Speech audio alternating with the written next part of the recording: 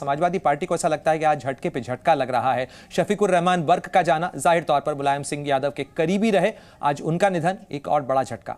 देखिए, बिल्कुल 94 साल की उम्र शफीकुर रहमान बर्क की थी और लंबे समय से बीमार चल रहे थे। मुरादाबाद के एक अस्पताल में शफीकुर रहमान बर्क का इलाज चल रहा था, लेकिन आज शफीकुर रहमान बर्क का निधन हुआ है। संभल से शफीकुर रहमान बर्क मौजूदा सांसद थे और इसके अलावा समाजवादी पार्टी ने 2024 के लोकसभा चुनाव के लिए भी शफीकुर रहमान बर्क को ही प्रत्याशी बनाया था, लेकिन लंबी बीमारी के बाद आज शफीकुर रहमान बर्क का निधन हो गया है। संभल से सांसद रहे हैं, लंबे समय से समाजवादी पार्टी के साथ जुड़े रहे हैं, कुछ समय के लिए बीएसपी में भी गए थे शफीकुर रहमान बर्क। एक लंबा राजनीतिक करियर रहा है और जब पुरानी संसद में आखिरी सत्र था उस दौरान प्रधानमंत्री नरेंद्र मोदी ने भी शफीकुर रहमान बर्क जैसे सांसदों का जिक्र किया था कि कैसे एक लंबी उम्र के बाद भी ये लोग सदन की कार्रवाई में हिस्सा लेते हैं। तो ये कहा जा सकता है कि शफीकुर रहमान बर्क जो कि उत्तर प्रदेश के संभल से सांसद रहे हैं, उनका एक लंबा राजनीतिक करियर रहा और जाहिर तौर पर एक लंबा राजनीतिक करियर रहा। आजादी से पहले जो है उनका जन्म हुआ था 1930 में और आज उनका निधन हुआ। नीतीश पांडे का भी रुख कर लेते हैं। नीतीश, अगर बात की जाए समाजवादी पार्टी के कद्दावर नेता शफीकुर रहमान बर्क,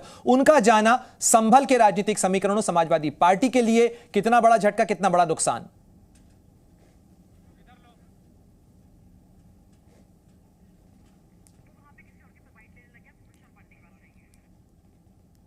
नीतीश से हमारा संपर्क नहीं हो पा रहा है, लेकिन विशाल का मैं एक बार फिर रुक कर लेता हूं। विशाल, जिस तरीके से आप भी लगातार बता रहे हैं कितने उम्रदराज, कितने कद्दावर नेता थे, लेकिन अगर बात की जाए कि ऐसे समय में जबकि चुनाव बिल्कुल नजदीक में है, इतने बड़े कद्दावर नेता का जाना जो अपना राजनीतिक प्रभाव भी रखता हो, क्या संभल के समीकरणों को प्रभावित करेगा समाजवादी पार्टी के लिए?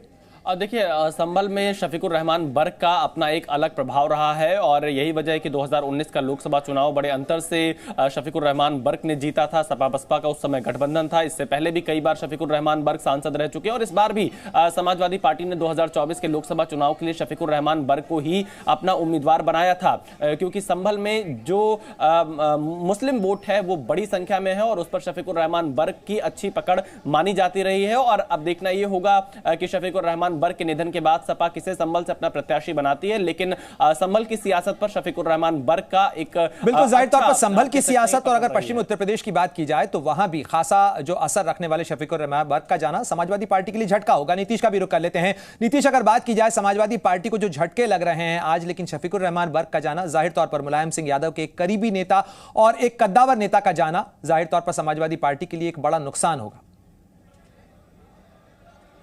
निश्चित तौर पे जिस तरह के शफीकुर रहमान की ये पूरी की पूरी कहे कि देहांत की घटना सामने आई है और कहीं ना कहीं समाजवादी पार्टी जो कि शफीकुर रहमान जैसा नेता जो कि मुस्लिम विषयों पर मुखर होकर बोलते थे, उनका जाना समाजवादी पार्टी के लिए बड़ी क्षति है। समाजवादी पार्टी के पूरे खेमे में गम का माहौल है। लेकिन एक अपडेट आपको और बता देता हूँ, चूँकि मैं इस समय विधानसभा के बाहर मौजूद हूँ, जहाँ वोटिंग हो रही है वहाँ के बाहर मौजूद हूँ और तस्वीरें आपको दिखा रहे हैं। आप देखिए यहाँ पर जो मनोज पांडे हैं वो यहाँ पर पहुँच चुके हैं और इसके साथ जब वो यहाँ पर पहुंचे तो मंत्री दयाशंकर सिंह भी उनके साथ यहाँ पर पहुंचे। तो अब जो कयासों का दौर था वो यहाँ पर आपको एक यहाँ पर दिखाई दे रहा है कि क्योंकि जिस तरह से मनोज पांडे ने अभी इस्तीफा दिया और इस्तीफा देने के बाद मंत्री दयाशंकर सिंह और उनके साथ मनोज पांडे यहाँ पर पहुँच रहे हैं। पहुँचने के साथ अब वो अंदर जा चुके हैं, तो थोड़ी देर में अपना वोट भी डालेंगे। तो कहीं ना कहीं भारतीय जनता पार्टी की ओर जो झुकाव की बातें थी वो भी साफ तौर पर देखने में आई है। अब जो सवाल आपने किया कि ये कितनी बड़ी क्षति है समाजवादी पार्टी के लिए शफीकुर रहमान बर्क का जाना, तो निश्चित तौर पर